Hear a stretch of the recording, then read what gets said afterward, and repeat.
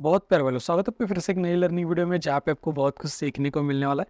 तो आज हम लोग बात करने वाले कि इंट्राडे हंटर है ना, इंट्राडे हंटर सर जी है ना, उनकी तरह चार्ट रीडिंग कैसे करें। तो मैं आपको एग्जैक्टली बताने वाला हूँ कि वो लोग किस नज़र से देखते हैं चार्ट को और हमें किस नज़र से देखना है इस चार्ट को। तो जो भी इंपॉर्टेंट पॉइंट है ना, मैं आपको बता देता हूँ पहले ही। आपको जब आप लोग चार्ट रीडिंग करते हो ना, तो चार्ट रीडिंग में आपको क्या क्या इंपॉर्टेंट है। चार्ट रीडिंग जब भी करते हो ना आप लोग, तो आपको मेनली एक तो आपको समझना पड़ेगा बायर को, ठीक है, बायर को, फिर सेलर को, ठीक है, बायर और सेलर, उसके बाद साइकोलॉजिकल लेवल, ठीक है, साइकोलॉजिकल लेवल बहुत इंपॉर्टेंट है, पीएसवाई लेवल, ठीक है, पीएसवाई लेवल और क्लोजिंग प्राइस, ये बहुत इंपॉर्टेंट, ठीक है। अब बायर सेलर की साइकोलॉजी आपको पता होनी चाहिए, मैं आपको बताऊंगा एग्जैक्टली क्या देखना होता है क्या नहीं। तो बायर सेलर की साइकोलॉजी को समझेंगे मैं आपको बताऊंगा एग्जैक्टली कैसे समझना है। और उसके बाद आपको पीएसवाई लेवल को समझना पड़ेगा, ठीक है। मतलब पीएसवाई लेवल का ब्रेकआउट हो सकता है फिर नहीं, और जब भी पीएसवाई लेवल का ब्रेकआउट होता है वो कंटिन्यू में जा सकता है या फिर वो फॉल्स ब्रेकआउट होगा, फिर मार्केट नीचे आएगा। तो ये आपको समझ में आना चाहिए पीएसवाई लेवल में, आपको बताऊंगा एग्जैक्टली। फिर आपको क्लोजिंग प्राइस को भी समझना पड़ेगा। उसके बाद और एक इंपॉर्टेंट पॉइंट है, वो है डे लो, ठीक है, डे लो और डे हाई, ठीक है, डे हाई। ये इनके ऊपर जो इंट्राडे हंटर्स है ना, वो इनके ऊपर ही फोकस करते हैं ज़्यादातर, ठीक है।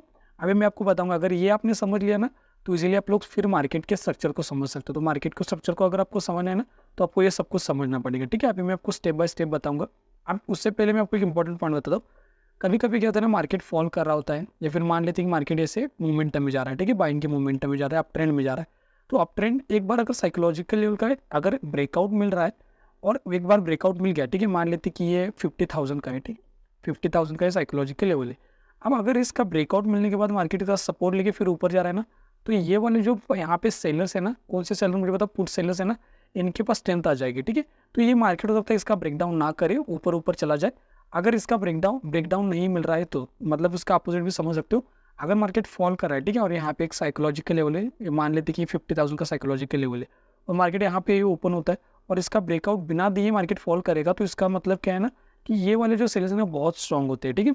और इसका अगर ब्रेकआउट मिलेगा तो ऑब्वियसली ये सेलर स्ट्रांग नहीं, फिर यहाँ पे शॉर्ट कवरिंग होती है। ये थोड़ा सा इंपॉर्टेंट पॉइंट है जो कि इंट्राडे हंटर ज़्यादातर अपनी वीडियोस में, मतलब लाइव ट्रेडिंग की वीडियोस में यूज़ करते। तो मैंने आपको बता दिया, ठीक है। अभी मैं आपको स्टेप बाय स्टेप बताऊंगा। अभी ये बैंक निफ्टी का चार्ट और 1 मिनट का टाइम फ्रेम है, ठीक है। अभी समझो यहाँ पे आपको क्या समझ में आ रहा है कि भाई यहाँ से एक बाइंग का मोमेंटम है, यहाँ पे बाइंग का मोमेंटम है। तो इतना ऐसा समझो कि ये चार्ट अभी बना नहीं है, ठीक है, अभी इतना ही बना है। यहाँ से हम लोग क्या प्रेडिक्ट कर सकते हैं कि भाई ये बाइंग के मोमेंटम में जा रहा है। तो इससे हम लोग क्या प्रेडिक्ट कर सकते हैं भाई, यहाँ पे क्या है कि बायर जो नीचे वाले, आप खुद सोचो, ठीक है। अब मैं कोई एग्जांपल के साथ समझाता हूँ, थोड़ा ध्यान से समझना। मान लेते कि आपने यहाँ पे बाइक है और मार्केट यहाँ यहाँ यहाँ यहाँ तक है, ठीक है। अभी मान लेते कि आपका जो रिस्क रिवॉर्ड रेशियो है, मान लेते कि 500 रुपीज़ का है, ठीक है, एग्जाम्पल मैं आपको बता रहा हूँ। 500 का आपका क्या है मुझे बताओ, लॉस है आपका 500 रुपीज़ का, और प्रॉफिट भी सेम ही है, 1:1 पे आप लोग काम करते हो। तो यहाँ पे क्या है ना, मान लेते कि मार्केट यहाँ पे और आपको यहाँ पे ही 500 या फिर यहाँ पे 500 का टारगेट यहाँ पे मिल गया, लेकिन स्टिल आपने होल्ड किया, फिर मार्केट यहाँ पे गया। तो मान लेते यहाँ पे आपको 5,000 का प्रॉफिट दिख रहा है। अब आपका रिस्क रिवॉर्ड रेशियो के अकॉर्डिंग आपको, मतलब आप लोग कितना लेते हो, 500 लेते हो, तो यहाँ पे आपको दिख रहा है 5,000। तो आप मुझे बताओ, आप लोग यहाँ पे लॉस लेके निकलोगे क्या? The answer is no. Loss तो लेके नहीं निकलोगे ना, लॉस तो लेके नहीं निकलोगे।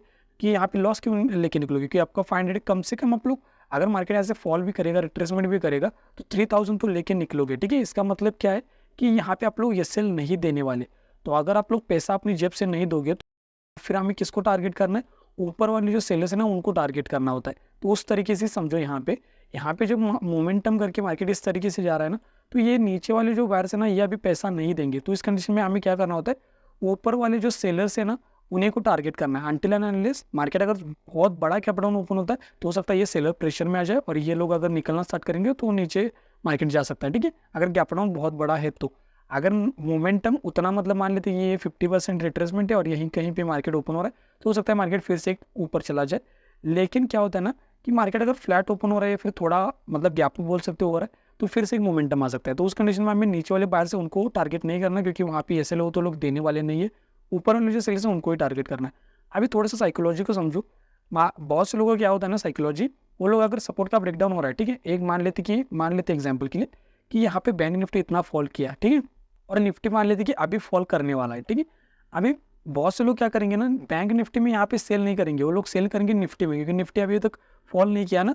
तो निफ्टी को पता है भाई लोग, आप लोग क्या करोगे, बैंक निफ्टी को देख के अगर निफ्टी में सेल करने का ट्राई करोगे, तो निफ्टी को पता है, तो निफ्टी क्या कर सकता है, हो सकता है इनको आपको सबको निकाल दे, जिन लोगों भी लोग भी सेल करे ना उनको निकाल दे, या फिर होल्ड करे, ठीक है। हो सकता है बैंक निफ्टी वो फिर से मोमेंटम दे दे नीचे, इस तरीके से हो सकता है। ये पैरेलल एनालिसिस में आता है कि एक अगर इंडेक्स फॉल कर रहा है तो एक इंडेक्स अगर फॉल करेगा ना तो बहुत से लोग क्या होता है, सपोर्ट का ब्रेकडाउन हो गया, बहुत से लोग यहाँ पे रिट्रेसमेंट का वेट करेंगे, लेकिन मार्केट रिट्रेसमेंट नहीं करेगा, फॉल करेगा।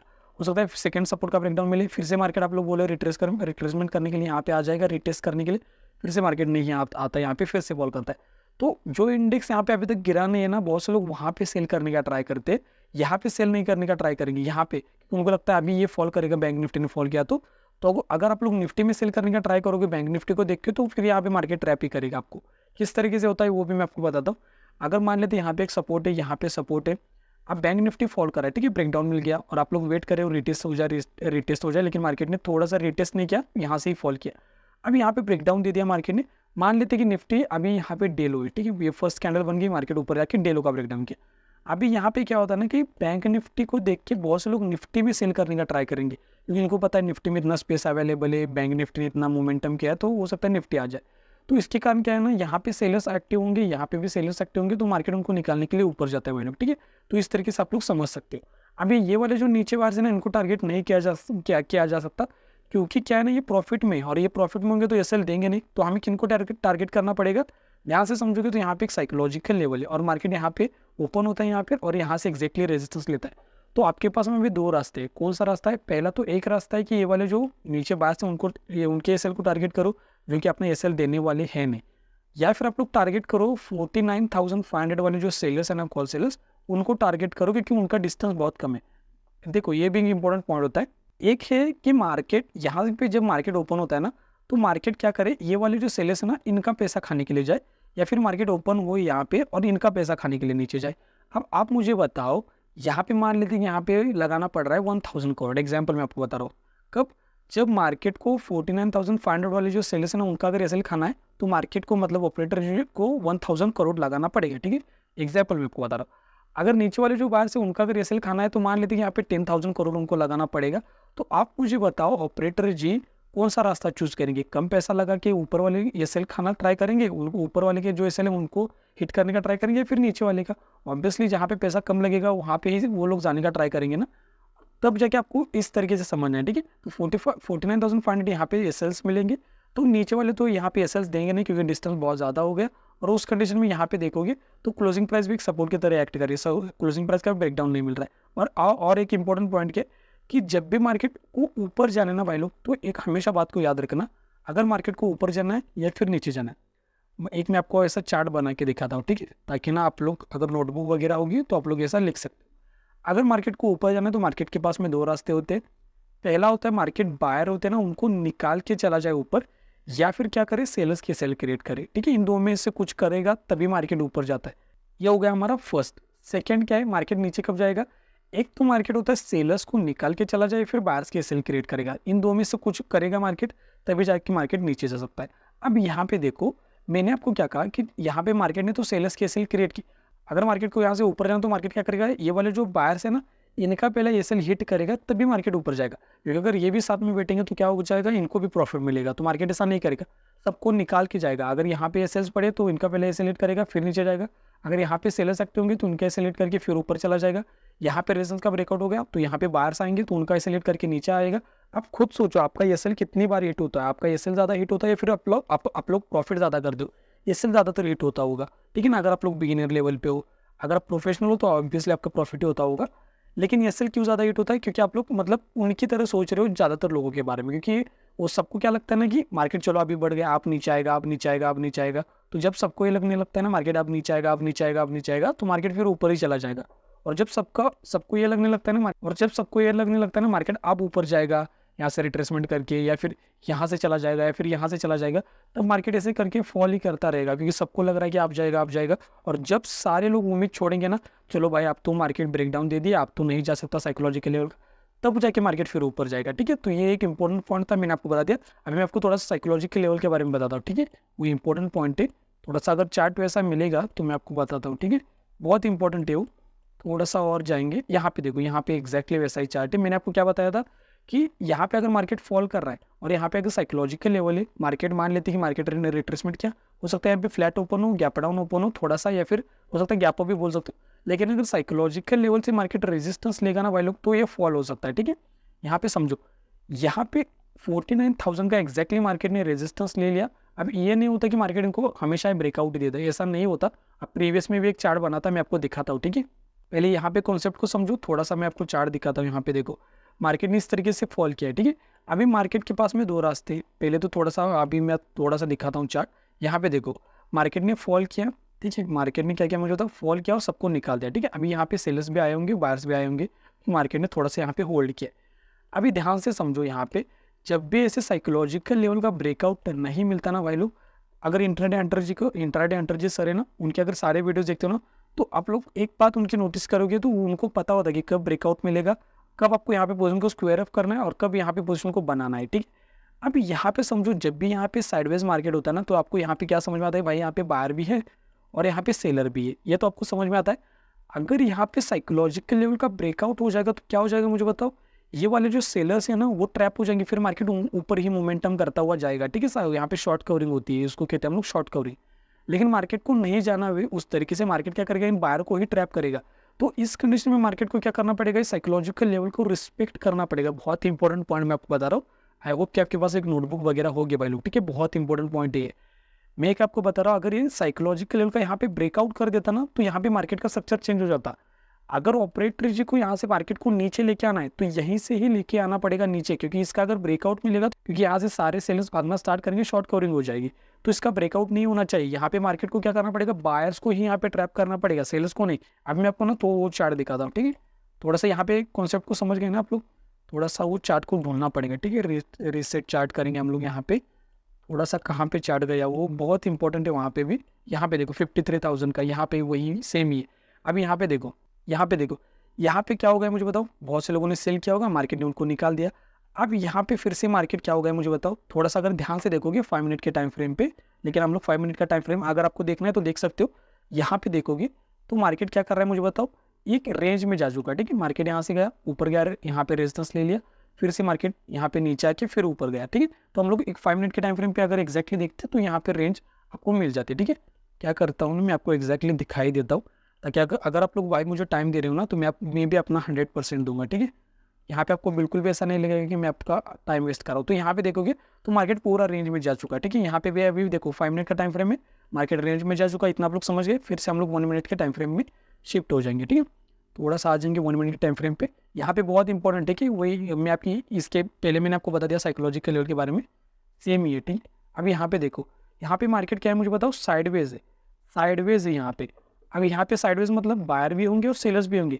अगर इस कंडीशन में मार्केट साइकोलॉजिकल लेवल का, एक होता है देखो, एक होता है ब्रेकआउट करना, एक होता है थोड़ा सा ब्रेकआउट करके फिर नीचे आ गया, तो रफली पकड़ लेंगे यहाँ पे 20 से 30 पॉइंट्स पकड़ो, उसके ऊपर फिर मार्केट ऊपर जा रहा है तो वो रियल ब्रेकआउट हो सकता है। ठीक है, 1 मिनट के टाइम फ्रेम पे के अकॉर्डिंग मैं आपको बता रहा हूँ, या फिर 5 मिनट की कैंडल भी क्लोज हो रही है इसके ऊपर, तो भी ब्रेकआउट कंसिडर कर सकते हो। ठीक है, तो यहाँ पे बायर से सेलर से अगर ऑपरेटर जी को नीचे लेके आना है तो इसका रेजिस्टेंस लेना पड़ेगा। ठीक है, क्योंकि अगर इसका ब्रेकआउट मिलेगा ना भाई लोग, तो यहाँ पे सेलर्स ट्रैप होंगे, और अगर सेलर्स ट्रैप होंगे तो यहाँ पे शॉर्ट कवरिंग होगी, फिर मार्केट ऊपर चला जाएगा। तो साइकोलॉजिकल लेवल का कब ब्रेकआउट मिलता है, कब रेजिस्टेंस लेता है, ये तो मैंने क्लियर किया भाई लोग। ठीक है, इस तरीके से आपको चार्ट रीडिंग को समझना है, इस तरीके से ही आप लोग समझ सकते हो एक्जैक्टली किस तरीके से मार्केट साइकोलॉजिकल लेवल को रिस्पेक्ट करता है। और वही इंपॉर्टेंट पॉइंट है कि भाई कभी कभी क्या होगा कि जैसे कि आज का मैं आपको चार्ट दिखाता हूँ एक्जैक्टली, अगर मार्केट क्लोजिंग प्राइस का, जैसे यहाँ पे देखो, यहाँ पे मार्केट ने क्या किया, देखो यहाँ पे क्या क्या क्लोजिंग प्राइस है, यहाँ पे क्लोजिंग प्राइस है, क्लोजिंग प्राइस का ब्रेकडाउन करके मार्केट रिवर्स होगा। तो next day market closing price का ब्रेकडाउन करके रिवर्स नहीं हो सकता, क्योंकि चार्ट रिपीट होगा तो सारे लोग पैसा कमाएंगे, मतलब बायर्स पैसा कमाएंगे, तो इस तरीके से नहीं होगा। जैसे मैं आपको अभी आज का चार्ट दिखाता हूँ, यहाँ पे दिखाता हूँ मैं आपको एक्जैक्टली, यहाँ पे देखो, यहाँ पे मार्केट ने क्लोजिंग प्राइस का ब्रेकडाउन किया, मार्केट फिर से रिवर्स हो गया था, नहीं हो गया, क्योंकि चार्ट रिपीट नहीं करता, मार्केट फिर फॉल ही करेगा। तो इस तरीके से आप लोग समझ सकते वाले हो। ठीक है, अब ये मैंने आपको बता दिया बैंक निफ्टी के बारे में, कि बैंक निफ्टी में जो इंट्राडे हंटर जी सर है ना, वो लोग किस तरीके से मतलब चार्ट को समझते हैं, किस तरीके से साइकोलॉजिकल लेवल को समझेंगे, किस तरीके से चार्ट रिपीट वाला जो पैटर्न है उसको समझेंगे, वो मैंने आपको बता दिया। अगर आपको निफ्टी में समझना है, ठीक है, इंट्राडे हंटर है ना, इंट्राडे हंटर जी सर है ना, वो निफ्टी में किस तरीके से देखते हैं, ये अगर आपको समझना है तो कमेंट्स में लिख सकते हो कि भाई वो निफ्टी के ऊपर भी वीडियो बनाऊँ कि एग्जैक्टली चार्ट ट्रेडिंग कैसे करें, तो निफ्टी के ऊपर भी मैं बना दूंगा, ठीक है वीडियो, निफ्टी के ऊपर भी बनाऊंगा। अगर कमेंट्स करोगे, अगर आपको थोड़ा सा मेरा एफर्ट अच्छा लगता है, कंटेंट अच्छा लगता है, तो आप लोग एक लाइक भी कर सकते हो। अगर अच्छा लगता है तो, अगर आपको लग रहा है कि भाई मैंने आपका टाइम वेस्ट नहीं किया, तभी आपको लाइक करना है। अगर आपको ऐसा लगता है कि भाई मैंने आपका टाइम वेस्ट किया, तो आप लोग डिसलाइक भी कर सकते हो वाले, ठीक है, आपके ऊपर डिपेंड है। लेकिन अगर आपको कंटेंट अच्छा लगता है, अगर आपको कुछ इंप्रूवमेंट हुआ है, ठीक है, अगर 1% भी अगर आपको कुछ सीखने को मिला है ना भाई लोग, तो आप लोग एक लाइक कर सकते हो, ठीक है। मेरे लिए आपका हो सकता है आपके लिए वो बस एक लाइक हो, लेकिन मेरे लिए मोटिवेशन की तरह काम करता है, ठीक है ना। अगर आप चैनल पे नहीं हो तो चैनल को सब्सक्राइब करके बेल नोटिफिकेशन बेल को भी ऑन कर सकते हो। और जब आपकी फैमिली फ्रेंड है उनके साथ भी वीडियो को शेयर करो, ताकि उनको भी फ्री के नॉलेज से कुछ सीखने को मिले। मिलते हैं नेक्स्ट वीडियो में, तब तक के लिए आप लोग इन 2 वीडियो में से एक वीडियो के ऊपर क्लिक करके अपनी लर्निंग को बढ़ा सकते हो। तो यहाँ तक वीडियो देखने के लिए भाई लोग थैंक यू सो मच, बहुत प्यार आपको, थैंक यू सो मच।